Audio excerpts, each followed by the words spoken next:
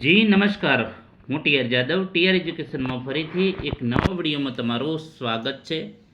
મિત્રો, જીએસઆરટીસી હેલ્પરની તૈયારી માટે અમારી ચેનલમાં ફ્રી વિડીયો લેક્ચર સિરીઝ શરૂ કરવામાં આવી છે, જેમાં ટેકનિકલ અને નોન ટેકનિકલ બંને પ્રકારના વિડીયો ડેલી બેઝ પર અપલોડ કરવામાં આવે છે.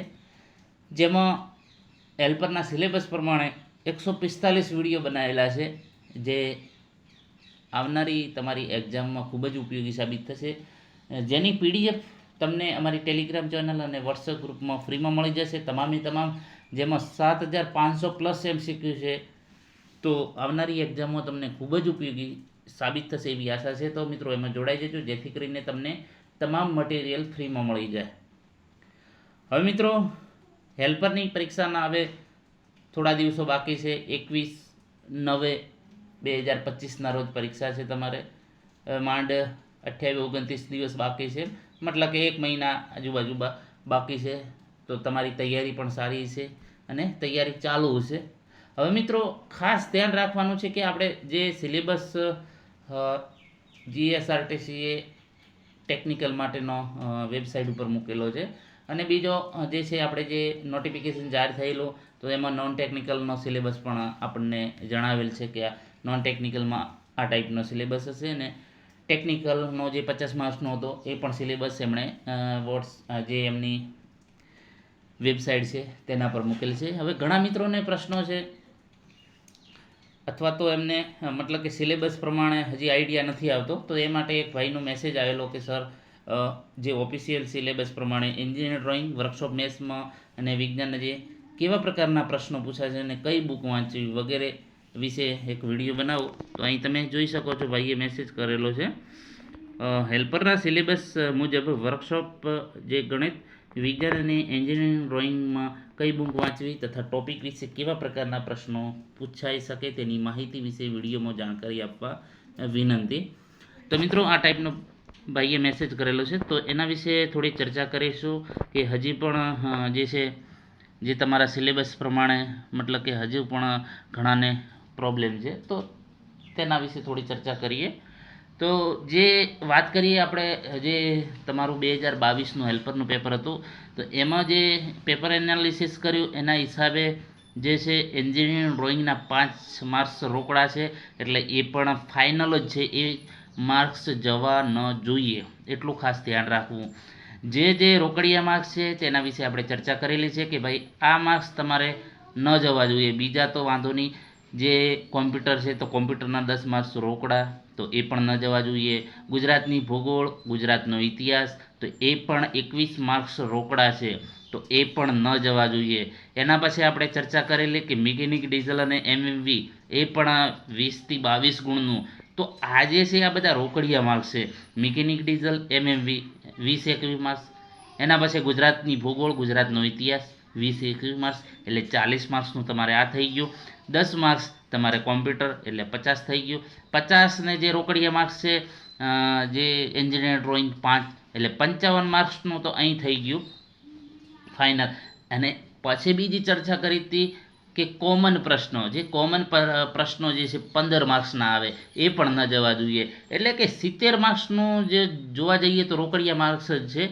જે પ્રમાણે એમાં થોડું તમારે વધારે ધ્યાન આપવું જોઈએ. જે પ્રમાણે વિડીયોમાં અગાઉ પણ વાત કરેલી છે, અને હાલે પણ એ જ કહેવા માગું છું કે જે પોર્શનમાં વધુ માર્ક્સ છે એમાં થોડી વધારે મહેનત કરવી. એનું કારણ છે કે મતલબ કે જે મિકેનિક, ડીઝલ, એમએમવી છે, તો એમાં એનો પોર્શન વધુ છે, તો જે છે એમાં થોડી વધારે મહેનત કરવી. પછી કોમ્પ્યુટર છે, તો કોમ્પ્યુટર વિશે જ પૂછાય છે, તો એના 10 માર્ક્સ રોકડા છે.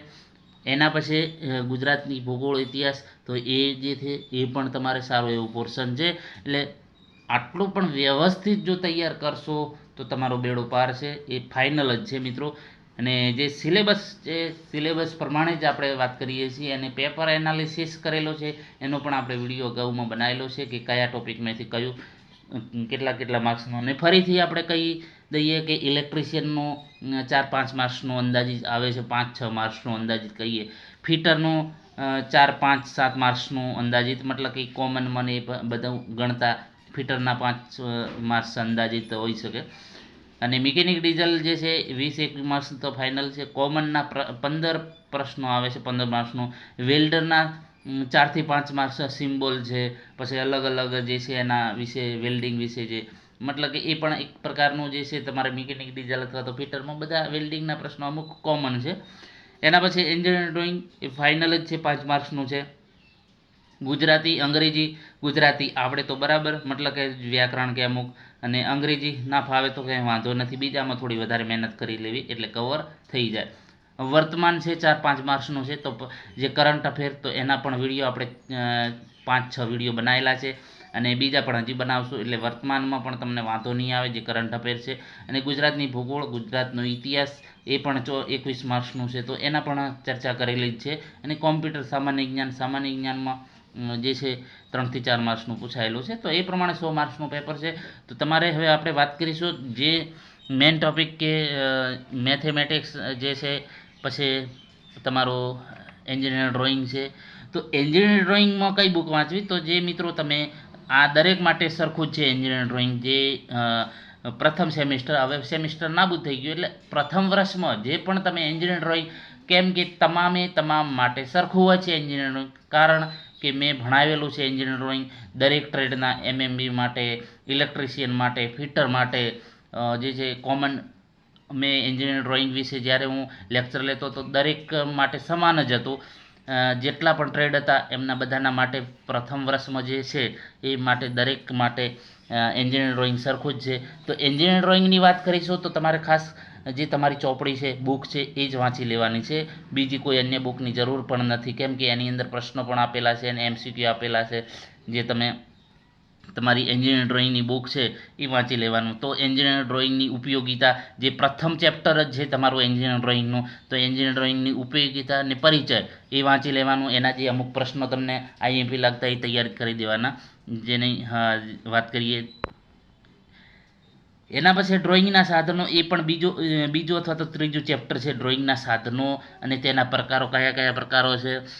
જેમાં ડ્રોઈંગ બોર્ડ છે, ટી સ્ક્વેર છે, ડ્રાફ્ટર સામાન્ય જ છે મિત્રો, એવું હાર્ડ નથી એન્જિનિયર ડ્રોઈંગમાં. એન્જિનિયર ડ્રોઈંગની ઉપયોગિતા શું છે, એનું ઉપયોગિતા અને પરિચય છે. ડ્રોઈંગના સાધનો, એના પ્રકારો કયા કયા છે, તો એના વિશે છે. જે છે તમામ જે એન્જિનિયર ડ્રોઈંગના સાધનો છે, મતલબ કે જે સાવ બેઝિક જ છે એન્જિનિયર ડ્રોઈંગનું. એના પછી જે તમે છે જુદા જુદા પ્રકારની પેન્સિલ અને તેના ગ્રેડો અલગ અલગ, એ 3-4 નંબરનો ચેપ્ટર છે તમારું જે ટેક્સ્ટ બુક છે એની અંદરની. પછી લાઈનો, રેખાઓના પ્રકાર કયા કયા છે, એના વર્ગીકરણ, જે એની અલગ અલગ પ્રકારની લાઈનો છે, તો એ લાઈનો એના વિશે અને એના પ્રકારો કયા કયા છે એનું. એના પછી સિમ્બોલ જે છે રિપ્રેઝન્ટેશન, જે છે રિવેટ છે, બોલ્ટ છે, નટ છે, એ પણ બધા માટે સરખું જ છે. રિવેટ, બોલ્ટ, નટ એના સિમ્બોલિક જે છે. તો એન્જિનિયર ડ્રોઈંગ ખાસ મિત્રો તમને કહું છું કે એ તૈયાર કરી લેજો. અને એટલું હાર્ડ પણ નથી, તમે એક વખત વાંચશો તો તમને ખબર પણ પડી જશે. પેન્સિલ, તો પેન્સિલના કયા કયા ગ્રેડ છે, કે કયા કયા પ્રકાર છે, તો એ પછી તમને ખાસ યાદ રહી જાય એવા એન્જિનિયરિંગ ડ્રોઈંગના સાધનો છે, એની ઉપયોગિતા પરિચય. ડિવાઈડર છે, કંપાસ છે, સ્કેલ છે, ડાયાગોનલ સ્કેલ છે, તો અલગ અલગ પછી ડ્રોઈંગ ઇન્સ્ટ્રુમેન્ટ બોક્સ છે, સેટ સ્ક્વેર છે, પ્રોટેક્ટર છે, ડ્રાફ્ટર છે, ટી સ્ક્વેર છે, સેટ સ્ક્વેર છે. તો આ ટાઈપના જે તમને યાદ રહી જાય એવા છે પ્રશ્નો, એટલે એન્જિનિયર ડ્રોઈંગમાં કમ્પ્લીટ કરી જ લેવું. એટલે જે ટોપિક આપેલા છે આપણે સિલેબસ એ પ્રમાણે, બીજા વાંચવાની જરૂર નથી. જે આપણે ચર્ચા કરી છે કે એન્જિનિયર ડ્રોઈંગના સાધનો, એની ઉપયોગિતા, પહેલું ચેપ્ટર, બીજું ચેપ્ટર ડ્રોઈંગના સાધનો છે. ડ્રોઈંગના સાધનો ખાસ કરી લેવા, કેમ કે પરીક્ષામાં પૂછાય જ છે કે ડિવાઈડરનો ઉપયોગ શું છે, પછી પ્રોટેક્ટરનો ઉપયોગ શું છે, સેટ સ્ક્વેરનો ઉપયોગ શું છે, સ્કેલનો. પછી પેન્સિલો, તો પેન્સિલો કઈ કઈ ગ્રેડની છે, તો તેના કેટલા પ્રકારો છે, તો ગ્રેડ ખાસ યાદ રાખજો. સોફ્ટ ગ્રેડ છે, હાર્ડ ગ્રેડ, તો અલગ અલગ જે એના જે છે એના ગ્રેડો વિશે ખાસ તમારે એનો એકાદ પ્રશ્ન આવે છે. પછી એનો એપ્લિકેશન વિશે, પછી એનો ઉપયોગ શું છે. પછી લાઈનો, જે રેખાઓ છે, રેખાઓ વિશે માહિતી છે, કયા પ્રકારની, એનો ઉપયોગ શું છે, એનું વર્ગીકરણ, એના પ્રકારો જે છે એના વિશે, એટલે એ પણ તમને યાદ રહી જાય 100%. અને સિમ્બોલિક જે છે એના સિમ્બોલ આપેલા છે, તો એ પણ તમારે આપણે જે પ્રમાણે વાત કરીએ તો પહેલા સેમિસ્ટરમાં જ આવે છે. કોમન જ હોય છે દરેક માટે, જે સિમ્બોલ છે એ પ્રમાણે, જે રિવેટ છે, બોલ્ટ છે, નટ છે, એના પછી જે વર્કશોપ મેથ્સ સાયન્સ, જે વિજ્ઞાન અને સાયન્સ વર્કશોપ ગણિત, તો એમાં જે યુનિટ છે એ પણ મિત્રો કોમન છે દરેક માટે. જે આપણે એસઆઈ સિસ્ટમ, તમે દરેક ઇલેક્ટ્રિશિયનવાળા છે, ફિટરવાળા છે, મિકેનિક ડીઝલ છે, એમએમવી છે, દરેક માટે આ યુનિટ તો દરેક માટે કોમન જે છે કોમન જ વિષય છે, દરેક માટે આ ભણવાનું આવેલું જ છે. અથવા તો ન આવ્યું હોત તો પણ તમારે જે વર્કશોપ મેથ્સ છે એમાં પણ આ યુનિટ આવેલું જ છે દરેક માટે. એટલે દરેકે ભણેલા જ છે. FPS system, SI system, MKSCG, MKS પદ્ધતિ છે, એસઆઈ યુનિટ છે, લેન્થ લંબાઈ, માસ ટાઈમ કન્વર્ઝન, એટલે એકબીજાને કન્વર્ઝન કરવાનું હોય છે, કન્વર્ટ કરવાના છે યુનિટો. તો એ પણ સહેલું જ છે મિત્રો. થોડું વાંચશો તો તમને યાદ રહી જશે, એટલે એમાં પણ ગભરાવાની જરૂર નથી મિત્રો. જે પ્રમાણે આપણે કહીએ છીએ સાવ સહેલું જ છે જે યુનિટ છે એ પણ જે છે તમારા ટ્રેડ વાઇઝ પણ આવે છે ભણવાનું યુનિટ એકમો વિશે. તો એ પણ એટલું હાર્ડ નથી. બેઝિક ઇલેક્ટ્રિસિટી, એટલે બેઝિક ઇલેક્ટ્રિસિટી આ ઇલેક્ટ્રિસિટી માટે મતલબ કે જે એમને ઇલેક્ટ્રિશિયન છે એમના માટે સહેલું છે, પણ તો પણ બેઝિક ઇલેક્ટ્રિસિટી તમે મિકેનિક ડીઝલ અથવા તો એમએમવીની ચોપડીમાં પણ જે પહેલું સેમિસ્ટર છે એમાં પણ બેઝિક ઇલેક્ટ્રિસિટી વિશે આવે છે. તો એ ઇલેક્ટ્રિસિટીનો પરિચય છે, ઇલેક્ટ્રિસિટીનો ઉપયોગ ક્યાં છે, કરંટના પ્રકારો, એસી ડીસી તફાવત, વોલ્ટેજ, રેઝિસ્ટન્સ એના એકમો છે, કંડક્ટર છે, ઇન્સ્યુલેટર છે, કનેક્શનના પ્રકાર છે, સિરીઝ છે, ઇલેક્ટ્રિક પાવર છે, હોર્સ પાવર છે, ઇલેક્ટ્રિક એનર્જીના એકમો છે. તો આ જે બેઝિક ઇલેક્ટ્રિસિટી તો એ પણ કોમન જ હોય છે, દરેક માટે ભણવાનું આવે છે બેઝિક ઇલેક્ટ્રિસિટી. એટલે એ પણ વાંધો નહીં આવે. ને ના હોય તો જે મિકેનિક ડીઝલની ચોપડી છે તો એની અંદર પણ બેઝિક ઇલેક્ટ્રિસિટી વિશે આખું એક ચેપ્ટર આપેલું છે, એ પણ તમે વાંચી લો. અથવા તો કોઈ ફ્રેન્ડ જોડે બુક હોય તો તમે એ વાંચી શકો એની અંદરથી. એના પછી સ્પીડ વેલોસિટી, એ પણ તમે જે છે વર્કશોપ મેથ્સ દરેક માટે સ્પીડ અને વેલોસિટી જે છે એની જે ગતિ છે અથવા વેલોસિટી છે, ઝડપ છે, તો એના વિશે જે આપેલું છે એ પણ તમે ભણેલા જ છો વર્કશોપ અને મેથ્સમાં. એની ચોપડીમાં આપેલું જ છે એના વિશે સંપૂર્ણ ડિટેલમાં માહિતી.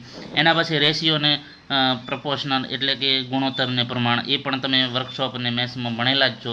ગુણોત્તર પ્રમાણ આખું ચેપ્ટર આપેલું છે, દરેક ટ્રેડ માટેનું સરખું જ છે, કોમન જ છે. તો આ ટાઈપના મિત્રો વર્કશોપ જે વર્કશોપ માટેનું છે અને જે છે બેઝિક ઇલેક્ટ્રિસિટી છે, તો તેના વિશે આ તમામ મિત્રો આ ટાઈપનું છે. એટલે વધારે એટલું હાર્ડ છે નહીં, અને આ તમારા જે છે માર્ક્સ છે રોકડિયા છે. તો આમાંથી પણ તમારે 7-8 માર્ક્સનું આરામથી આવી જાય. જે વર્કશોપ છે, મેથ્સ છે, જે છે તમારું એન્જિનિયર ડ્રોઈંગ છે, એન્જિનિયર ડ્રોઈંગના 5 માર્ક્સ છે. પછી બેઝિક ઇલેક્ટ્રિસિટી છે 5 માર્ક્સનું છે. યુનિટ પછી સ્પીડ અને વેલોસિટી એ પણ, એટલે અંદાજિત 10 માર્ક્સ, 10-12 માર્ક્સ તમારે અહીંથી કવર થઈ જાય. એટલે આ પણ મિત્રો જવા દેવા એવા નથી, એટલે ઘણું તમારે કામનું છે. તો એ પ્રમાણે આ જે સિલેબસ છે, સિલેબસ પ્રમાણે તમે જોઈ શકો છો. એટલે મિત્રો આ પણ તમારે સારી એવી તૈયારી કરી લેવી. અને કોઈ પણ પ્રશ્ન હોય તો તમે કોમેન્ટ બોક્સમાં જણાવી શકો છો.